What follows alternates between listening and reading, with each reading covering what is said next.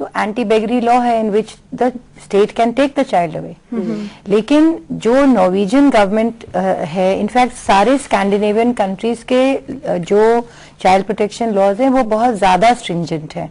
And in 2005 the United Nations commented on this that Norway is a small country, लेकिन वहां कम से कम 12,500 से 15,000 बच्चे स्टेट केयर में हैं। राइट। तो ये उन्होंने इस तरह के ड्रैकोनियन एप्लीकेशन की आदत बना ली है। वो ये सोचते ही नहीं कि किस कल्चरल कॉन्टेक्स्ट से वो आ रहा है। आपकी बात बिल्कुल सही है।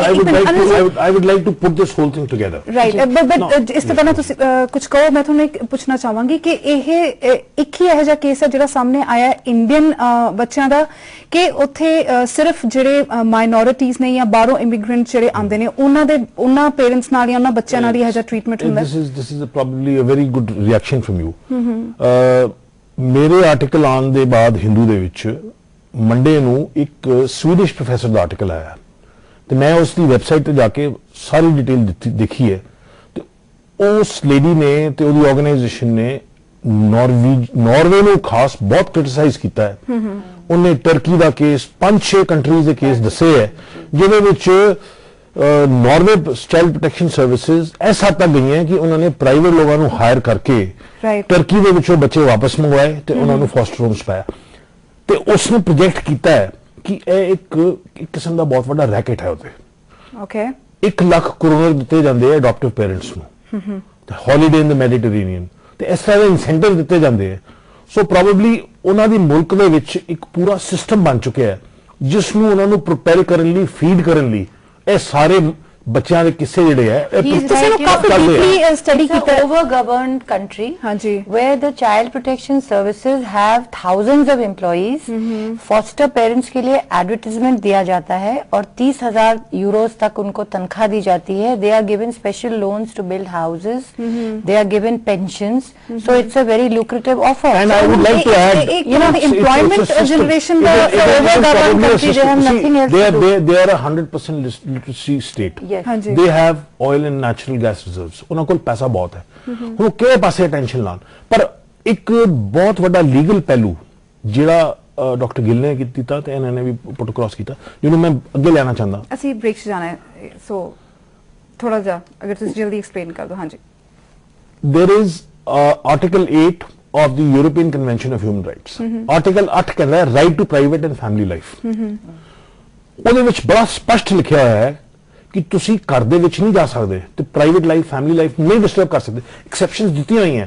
ਡਾਕਟਰ ਗਿੱਲ ਨੇ ਮਸਲਾ ਦਿੱਤਾ ਬੁਰਕੇ ਦਾ, ਕਿਰਪਾਨ ਦਾ, ਹੈਲਮਟ ਦਾ।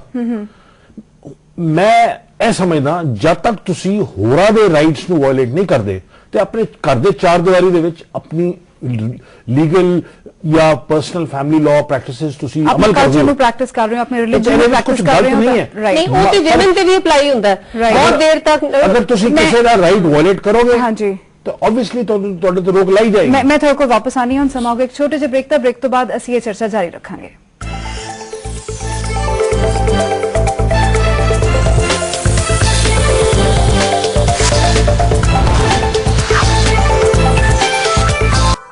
ब्रेक तो बाद ਤੁਹਾਡਾ ਸਵਾਗਤ ਹੈ। ਅਸੀਂ ਚਰਚਾ ਕਰ ਰਹੇ ਹਾਂ ਕਿ ਇੰਡੀਅਨ ਕਪਲ ਬਾਰੇ ਜੋ ਆਪਣੇ ਬੱਚਿਆਂ ਦੀ ਕਸਟਡੀ ਵਾਪਸ ਲੈਣ ਲਈ ਨਾਰਵੇ ਦੇ ਵਿੱਚ ਜਦੋਜਹਿਦ ਕਰ ਰਹੇ ਨੇ।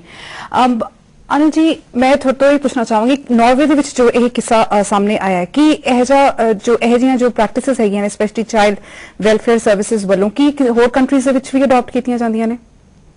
आई थिंक छोटी यूरोपियन कंट्रीज बहुत ज्यादा है, इंग्लैंड भी है, अमेरिका भी है, but community support of the Indian community is so strong. जिस तरह in the Sikh community people will rally around, लोग इकट्ठे हो जाएंगे। Gujarati community probably in this community any energised force नहीं सी, बट मेरे हिसाब नाल मसला बहुत वड्डा है।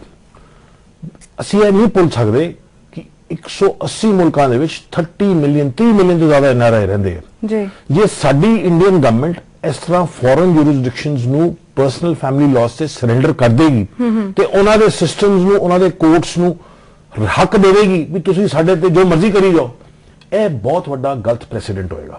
राइट।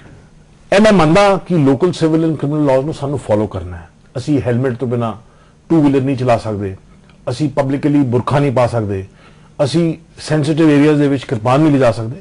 ਸਾਨੂੰ ਫੋਰਨ ਲਾਜ਼ ਨੂੰ ਰਿਸਪੈਕਟ ਕਰਨਾ ਹੈ, ਕਿਉਂਕਿ ਅਸੀਂ ਇੱਕ ਫੋਰਨ ਕੰਟਰੀ 'ਚ ਰਹਿੰਦੇ ਹਾਂ, ਸਾਨੂੰ ਉਹਨਾਂ ਕਾਨੂੰਨਾਂ ਦੇ ਮੁਤਾਬਕ ਲੈਣਾ।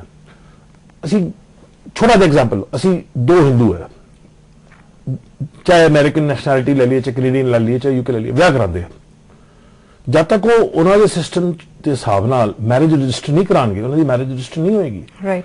ਸਾਡੇ ਕਾਨੂੰਨ ਕਹਿੰਦੇ ਆ ਜੀ ਤੁਸੀਂ 7 ਫੇਰੇ ਕਰ ਲਓ, ਸਪਤਪਦੀ ਕਰ ਲਓ, ਰਜਿਸਟ੍ਰੇਸ਼ਨ ਆਪਸ਼ਨਲ। ਮੇਰੇ ਖਿਆਲ ਵਿੱਚ ਇਹਨੂੰ ਇੱਕ ਹੋਰ ਪਹਿਲੂ ਨਾਲ ਦੇਖਿਆ ਜਾ ਸਕਦਾ ਹੈ ਕਿ ਮੈਂ ਸੋਚਦੀ ਹਾਂ ਨਾਰਵੇ ਵਰਗੇ ਕੰਟਰੀ ਨੂੰ ਯੂਨਾਈਟਿਡ ਸਟੇਟਸ ਦੇ ਨਾਲ ਕੰਪੇਅਰ ਕਰਨਾ ਜਾਇਜ਼ ਨਹੀਂ ਹੋਏਗਾ, ਕਿਉਂਕਿ ਇਹ ਉਹ ਕੰਟਰੀਜ਼ ਨੇ, ਵੱਡੇ ਕੰਟਰੀਜ਼ ਨੇ, ਜਿੱਥੇ ਕਿ ਇਮੀਗ੍ਰੇਸ਼ਨ ਦਾ ਲੈਵਲ ਹੀ ਬਿਲਕੁਲ ਡਿਫਰੈਂਟ ਹੈ। ਮਲਟੀਕਲਚਰਲਿਜ਼ਮ ਪੈਦਾ ਹੋ ਚੁੱਕਾ ਹੈ, ਸਿਵਲ ਸੁਸਾਇਟੀ ਮੂਵਮੈਂਟ ਇੱਕ ਇਹੋ ਜਿਹੀ ਪੈਦਾ ਹੋ ਚੁੱਕੀ ਹੈ ਜਿੱਥੇ ਕਿ ਚਾਹੇ ਉਹ ਇੰਡੀਅਨ ਨੇ, ਚਾਹੇ ਪਾਕਿਸਤਾਨੀ ਨੇ, ਸ੍ਰੀਲੰਕਨ ਨੇ, ਚਾਈਨੀਜ਼, ਜੈਪਨੀਜ਼ ਨੇ, ਲੇਕਿਨ ਉਹਨਾਂ ਦੀ ਤਾਦਾਦ ਇੰਨੀ ਜ਼ਿਆਦਾ ਹੈ ਕਿ ਟॉलरेंस बहुत ज्यादा है। दूसरी गल है they need people who are highly skilled। नहीं, लेकिन उन्होंने नाल किए तो 50% children are of immigrants। नहीं, इमिग्रेंट्स Most the children लेकिन in केड़े Norway। सेक्शंस तो ने, फॉर इंस्टेंस इंडियंस किन्ने ने, यू नो माइनॉरिटी मेजॉरिटी बड़ी मैटर करती है, और केड़े कल्चर दे लोग ज्यादा उत्थे रह रहे No, ने। but I think it's a global world. You know, what is a good practice in another country should be a good practice। ਇੱਕ ਵੀ ਸਵਾਲ ਉੱਠਦਾ ਹੈ ਡਾਕਟਰ ਗਿਲ ਕਿ ਇੱਕ ਬੱਚੇ ਦੇ ਪਾਲਣ ਪੋਸ਼ਣ ਦੀ ਜਿਹੜੀ ਮੁੱਖ ਜਿਹੜੀ ਜ਼ਿੰਮੇਵਾਰੀ ਹੈਗੀ ਉਹ ਕਿਸ ਦੀ ਹੋਣੀ ਚਾਹੀਦੀ ਹੈ? ਪੇਰੈਂਟਸ ਦੀ law ਜਾਂ कहता है state? parents। देखो ਇਹ ਜਿਹੜਾ ਕੁਐਸਚਨ ਹੈ ਨਾ, ਮੈਂ ਫਿਰ ਕਵਾਂਗੀ ਕਿ ਇਹਦੇ ਤੇ ਸਬਜੈਕਟਿਵ ਓਪੀਨੀਅਨਸ ਹੋਣਗੇ। It will vary country to country, society to society, ਔਰ ਇਹਦੇ ਚ ਕੋਈ ਫਾਈਨਲ ਆਨਸਰ ਨਹੀਂ ਹੋਏਗਾ, ਕਿਉਂਕਿ ਮੈਂ ਅਗੇਨ ਤੁਹਾਨੂੰ ਉਸੇ ਮੁੱਦੇ ਤੇ ਲਿਜਾਣਾ ਚਾਹਾਂਗੀ ਕਿ ਅਸੀਂ ਪਤਾ ਨਹੀਂ ਕਿੰਨੀਆਂ ਸਦੀਆਂ ਤੋਂ ਇਹ ਕਹਿੰਦੇ ਰਹੇ ਕਿ ਔਰਤ ਮਰਦ ਦਾ ਜਿਹੜਾ ਰਿਸ਼ਤਾ ਹੈ ਉਹ ਬਿਲਕੁਲ ਪ੍ਰਾਈਵੇਟ ਹੈ। ਰਾਈਟ। ਫਿਰ ਇੱਕਦਮ ਵਿਮਨ ਮੂਵਮੈਂਟ ਨੇ ਕਹਿਣਾ ਸ਼ੁਰੂ ਕੀਤਾ ਕਿ ਨੋ ਪਰਸਨਲ ਇਜ਼ ਪੋਲੀਟੀਕਲ, ਔਰ ਜਿਹੜਾ ਇਹ ਪਰਸਨਲ ਮੁੱਦਾ ਨਹੀਂ ਹੈ, ਇਹਦੇ ਵਿੱਚ ਸਟੇਟ ਨੂੰ ਜਾਣਾ ਪਏਗਾ, ਇੰਟਰੂਡ ਕਰਨਾ ਪਏਗਾ। ਜੇ ਪ੍ਰਾਈਵੇਸੀ ਦੇ ਵਿੱਚ ਉਹਨਾਂ ਦੇ ਨਾਲ ਡਿਸਕ੍ਰਿਮੀਨੇਸ਼ਨ ਹੁੰਦੀ ਹੈ, ਹਸਬੈਂਡ ਵਾਈਫ ਦੇ ਰਿਲੇਸ਼ਨ ਵਿੱਚ ਹੁੰਦੀ ਹੈ, ਬਾਕੀ ਰਿਸ਼ਤੇਦਾਰਾਂ ਨਾਲ ਹੁੰਦੀ ਹੈ, ਸਾਨੂੰ ਲਾਅ ਬਣਾਉਣੇ ਪੈਣਗੇ, ਔਰ ਅਸੀਂ ਬਣਾਏ। ਤੇ ਜੇ ਕਿਸੇ ਕੰਟਰੀ ਦੇ ਵਿੱਚ ਕੋਈ ਇਸ ਤਰ੍ਹਾਂ ਦੀ ਹਿਸਟਰੀ ਰਹੀ ਹੈ, ਜੇ ਉੱਥੇ ਇਹੋ ਜਿਹੀ ਸੈਂਸਿਟੀਵਿਟੀ ਪੈਦਾ ਹੋਈ ਹੈ, ਤੇ ਉਹਦੇ ਕੰਟੈਕਸਟ ਨੂੰ ਸਾਨੂੰ ਸਮਝਣਾ ਪਏਗਾ। ਨਹੀਂ, ਉਹ ਬਿਲਕੁਲ ਠੀਕ ਹੈ। मैं देखो the basic law of any country would be that the parents are natural guardians। ਮਾਂ ਪਿਓ ਜਿਹੜੇ ਹੈ ਫਰਸਟ ਗਾਰਡੀਅਨਸ ਹੈ। ਹਾਂਜੀ। ਹੁਣ ਉਸ ਸਿਸਟਮ ਤੋਂ ਬਾਹਰ ਜਾ ਕੇ ਹੁਣ ਯੂਰਪੀਅਨ ਨੇਸ਼ਨ ਦੇ ਵਿੱਚ ਮੈਰਿਜ ਤੋਂ ਬਾਹਰ ਰਹਿਣਾ ਇਜ਼ ਅ ਕਾਮਨ ਥਿੰਗ।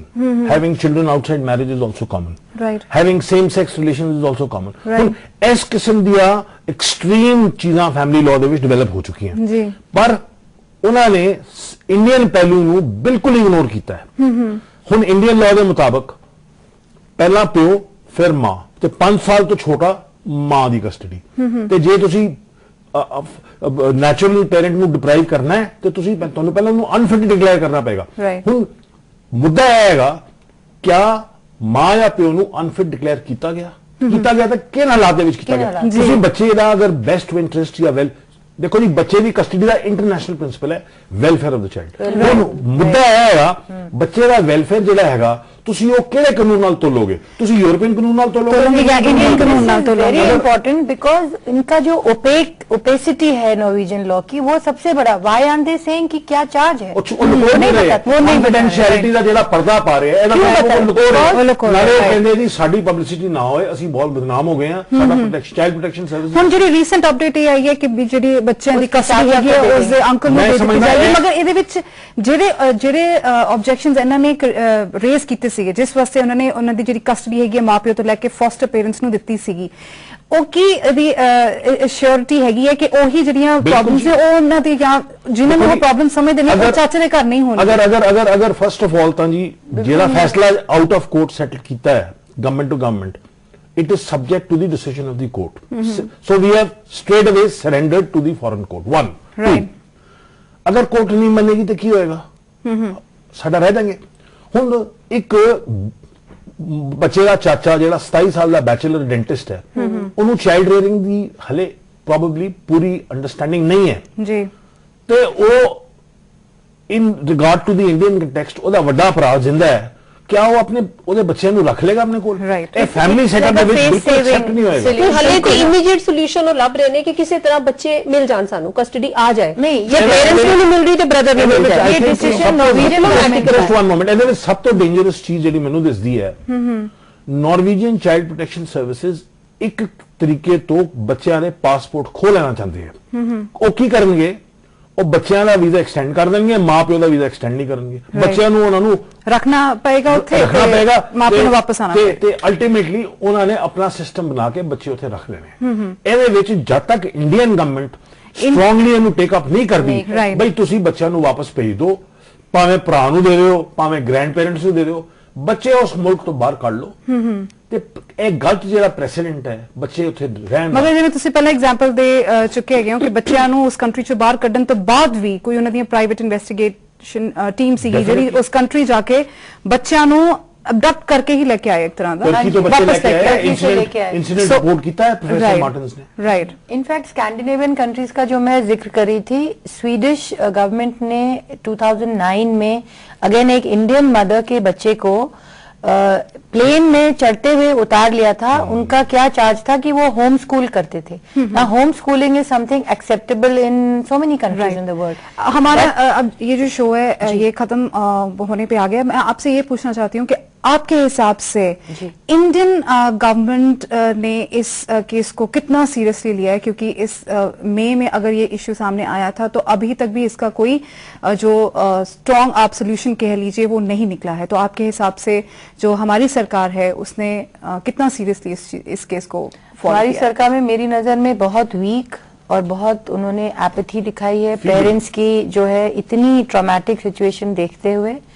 और जो उनका जो भी गलती थी नॉर्वेजियन लॉ की नजर में, the punishment was excessive and inhuman. Right. उस नजर को देखते हुए इन्होंने बहुत ही मेरी नजर में वीक रिस्पांस दिखाया। डॉक्टर गिल ਤੁਸੀਂ ਕੀ ਕਹਿਣਾ ਚਾਹੋਗੇ? ਮਈ 2011 ਵਿੱਚ ਇਹ ਇਨਸੀਡੈਂਟ ਹੁੰਦਾ ਹੈ ਔਰ ਹੁਣ ਜਾ ਕੇ ਇਹ ਮੀਡੀਆ ਦੇ ਵਿੱਚ ਨਿਊਜ਼ ਆਂਦੀ ਹੈ, ਉਹ ਵੀ ਜਦੋਂ ਦੇ ਗ੍ਰੈਂਡ ਪੇਰੈਂਟਸ ਪ੍ਰੈਜ਼ੀਡੈਂਟ ਮਿਲ ਜਾਂਦੇ ਉਸ ਤੋਂ ਬਾਅਦ। ਔਰ ਇੱਕਦਮ ਮੀਡੀਆ ਜੇ ਨਾ ਇਹਨੂੰ ਪੇਸ਼ ਕਰਦਾ ਤੇ ਸ਼ਾਇਦ ਹੱਲੇ ਵੀ ਇਹ ਦੱਬੀ ਰਹਿ ਜਾਂਦੀ। ਲੇਕਿਨ ਇਹ ਬਹੁਤ ਵੱਡਾ ਮਸਲਾ ਹੈ ਤੇ ਇਸ ਕਰਕੇ ਰਿਸਪਾਂਸਿਬਿਲਿਟੀ ਇੰਡੀਅਨ ਗਵਰਨਮੈਂਟ ਦੀ ਬਣਦੀ ਹੈ। ਲੇਕਿਨ ਇਹ ਡਿਲੇ ਕਿੱਥੇ ਹੋਇਆ, फैमिली लेवल ते होया या स्टेट लेवल ते होया, ये देखने की जरूरत है। मेरे को सिर्फ 30 सेकंड्स ने अनिल जी, मैंने तुसी ये दसो कि अपनी ਜਿਹੜੀ ਕੰਟਰੀ ਹੈਗੀ ਹੈ ਉਹਨੂੰ ਕੀ ਇਹ ਜਿਹਾ ਅਬਿਊਜ਼ ਹੋਰ ਕਿਤੇ ਨਾ ਹੋਵੇ, ਉਹਦੇ ਲਈ ਕੀ ਕਰਨਾ ਚਾਹੀਦਾ ਸਰਕਾਰ ਨੂੰ? ਸਭ ਤੋਂ ਪਹਿਲਾਂ ਮੈਨੂੰ ਲੱਗਦਾ ਹੈ ਕਿ ਇੰਡੀਅਨ ਫੋਰਨ ਸਰਵਿਸਿਜ਼ ਨੂੰ ਆਪਣੀ ਕਾਉਂਸਲਰ ਪ੍ਰੋਟੈਕਸ਼ਨ ਸਰਵਿਸਿਜ਼ ਜਿਹੜੀਆਂ ਹੈ ਉਹ ਸਟਰੋਂਗ ਕਰ ਦੇਣੀ ਚਾਹੀਦੀ ਹੈ ਤੇ ਵੀਜ਼ਾ ਲੱਗਣ ਦੇ ਦੌਰਾਨ ਜਾਂ ਅਪਲਾਈ ਕਰਨ ਲਈ ਇੰਡੀਆ ਦੇ ਵਿੱਚ ਹੀ ਐਡਵਾਈਜ਼ਰੀਜ਼ ਸ਼ੁਰੂ ਕਰ ਦੇਣੀਆਂ ਚਾਹੀਦੀਆਂ ਕਿ ਉੱਥੇ ਇਹ ਪ੍ਰੀਕਾਸ਼ਨ ਲੈਣੀਆਂ ਚਾਹੀਦੀਆਂ, ਤੁਸੀਂ ਉਹਨਾਂ ਨੂੰ ਵਾਇਲੇਟ ਨਾ ਕਰਿਓ ਤੇ ਜੋ ਵੀ ਕਰਨਾ ਸੰਭਲ ਕੇ ਕਰਿਓ। ਜਦ ਤੱਕ ਸਾਡੀ ਇੰਡੀਅਨ ਐਮਬੈਸੀਜ਼ ਸਟਰੋਂਗ ਨਹੀਂ ਹੁੰਦੀਆਂ, ਜਦ ਤੱਕ ਅਸੀਂ ਪ੍ਰੋਪਰਲੀ ਲੋਕਾਂ ਨੂੰ ਗਾਈਡ ਤੇ ਐਡਵਾਈਸ ਨਹੀਂ ਕਰਦੇ ਤੇ ਉਹਨਾਂ ਨੂੰ ਸਪੋਰਟ ਨਹੀਂ ਦਿੰਦੇ, ਅਸੀਂ ਕੁਝ ਨਹੀਂ ਕਰ ਸਕਾਂਗੇ। ਤੇ ਅਗਰ ਬੰਦਾ ਮੁਸ਼ਕਿਲ 'ਚ ਫਸ ਜਾਂਦਾ ਹੈ, ਇੰਡੀਅਨ ਗਵਰਨਮੈਂਟ ਦਾ ਫਰਜ਼ ਬਣਦਾ ਹੈ ਕਿ ਕਾਉਂਸਲ ਪ੍ਰੋਟੈਕਸ਼ਨ ਸਰਵਿਸਿਜ਼ ਦੇ ਥਰੂ ਉਹਨੂੰ ਇਮੀਡੀਏਟਲੀ ਅਸਿਸਟੈਂਸ ਦੇ। ਨਹੀਂ ਅਸਿਸਟੈਂਸ ਮਿਲਦੀ ਤੇ ਇੰਡੀਆ ਤੋਂ ਐਕਸਪਰਟ ਐਡਵਾਈਸ ਲੈ ਕੇ ਉਹਨਾਂ ਨੂੰ ਹੈਲਪ ਕੀਤੀ ਜਾਵੇ। ਬਿਲਕੁਲ। ਤੁਹਾਡਾ ਸਭ ਦਾ ਸਟੂਡੀਓ ਵਿੱਚ ਆਉਣ ਲਈ ਬਹੁਤ-ਬਹੁਤ ਧੰਨਵਾਦ। ਸਾਡੀ ਇਸ ਬਹਿਸ ਤੋਂ ਇਹ ਨਤੀਜਾ ਤਾਂ ਕੱਢਿਆ ਜਾ ਸਕਦਾ ਹੈ ਕਿ ਬੱਚਿਆਂ ਨੂੰ ਸੁਰਤ ਸੰਭਾਲਣ ਵਿੱਚ ਮਾਪਿਆਂ ਦਾ ਪਿਆਰ ਅਤੇ ਗੁਆਂਢੀਆਂ ਨਾਲ ਸਹਿਚਾਰ ਬਹੁਤ ਮਦਦ ਕਰਦਾ ਹੈ। ਇਹ ਕਹਿਣਾ ਵੀ ਔਖਾ ਨਹੀਂ ਹੈ ਕਿ ਜਿਹੜੇ ਬੱਚੇ ਚੰਗੇ ਪਰਿਵਾਰਕ ਤੇ ਸਮਾਜਿਕ ਜੀ ਬਣ ਸਕਣਗੇ ਉਹ ਕਿਸੇ ਵੀ ਮੁਲਕ ਦੇ ਚੰਗੇ ਸ਼ਹਿਰੀ ਵੀ ਹੋ ਸਕਦੇ ਨੇ। ਇਸ ਦੇ ਨਾਲ ਹੀ ਅੱਜ ਦੀ ਪ੍ਰਾਈਮ ਡਿਬੇਟ ਇੱਥੇ ਖਤਮ ਹੁੰਦੀ ਹੈ। ਕੱਲ ਇੱਕ ਨਵੇਂ ਮੁੱਦੇ ਦੇ ਨਾਲ ਅਸੀਂ ਮੁੜ ਤੋਂ ਹਾਜ਼ਰ ਹੋਵਾਂਗੇ। ਨਮਸਕਾਰ, ਸਤਿ ਸ਼੍ਰੀ ਅਕਾਲ, ਖੁਦਾ ਹਾਫਿਜ਼।